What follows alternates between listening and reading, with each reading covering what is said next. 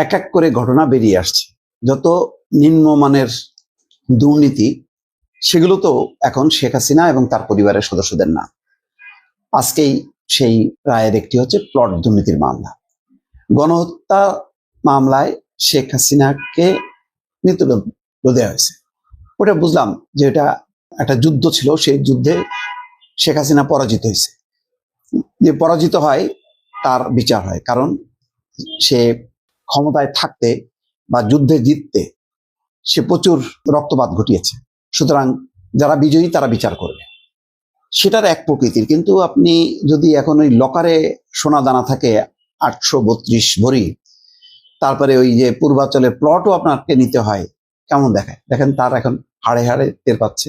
আজকে সকালবেলা কি দেখলাম, শেখ হাসিনা দণ্ড এই সংক্রান্ত 3টা মামলায় 21 বছর, তারপরে জয়, পুতুল ছেলে মেয়ে তাদের 5 বছর করে দণ্ড হয়েছে। প্রতিমন্ত্রী শরীফ তার হয়েছে 18 বছর, অন্যান্য কর্মকর্তাদের হয়েছে। মামলার পর্যবেক্ষণটা খুব ইম্পর্টেন্ট। কি বলছে এই মামলা সম্পর্কে? বলছেন যে সরকারি সম্পত্তি নিজের নামে নিয়ে রাষ্ট্রের সঙ্গে বিশ্বাসঘাতকতা করেছেন শেখ হাসিনা। তার মানে শপথ দিয়েছিল তিনি যে রাষ্ট্রের আইন কানুন সম্পত্তি সবকিছু তিনি রক্ষা করবেন, কিন্তু তিনি আমানতটাকে খেয়ানত করেছে। অর্থাৎ ওই সম্পত্তিটা, রাষ্ট্রের যে সম্পত্তি, সেটা নিয়ম বহির্ভূতভাবে তিনি নিজের নামে লিখে দিয়েছেন। তাই বলছে যে রাষ্ট্রের সঙ্গে বিশ্বাসঘাতকতা করেছেন শেখ হাসিনা। একই সাথে প্লট নেওয়ার জন্য যে হলফনামা দেওয়া হয়েছিল তাতে নোটারি করা ছিল না বিধায় সেই হলফনামা জাল নথি ছিল বলে রায়ে উল্লেখ করেছে আদালত।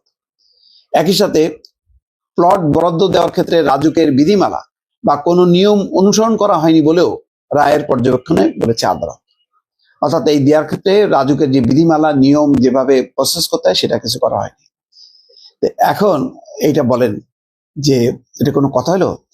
শেখ হাসিনা, শেখ রেহানা তার পরিবারের বিরুদ্ধে এই বছরের শুরুতে মোট 6টি মামলা করে দুদক।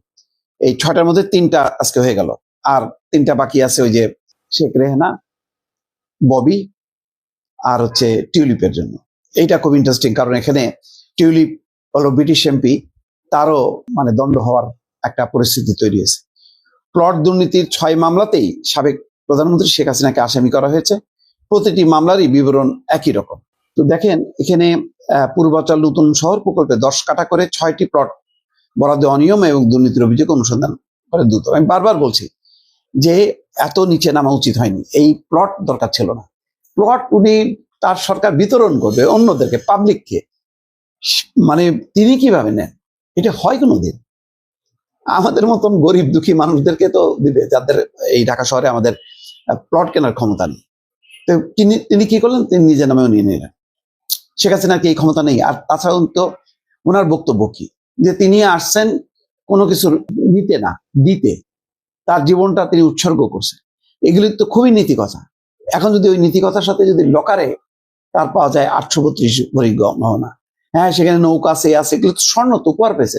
উপহার পেলে আপনি পার্টি ফান্ডে দেন, সরকারি ফান্ডে দিয়ে দেন, তা তো দেন নেই, নিজের লকারে রেখে দিচ্ছেন। কত বড় অন্যায়, কত বড় নিম্ন মানের কাজ এটা হয়েছে, এটা কল্পনা করতে পারে? উনি যখন উপহার পান, উনি আওয়ামী লীগের সভা নেত্রী হিসেবে পান, উনি প্রধানমন্ত্রী হিসেবে পান।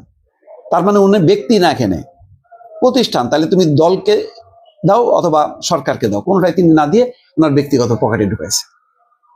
বুঝলেন ওনার মানে চিন্তা চেতনার হাইটটা কি, এটা একটু বোঝার চেষ্টা করেন।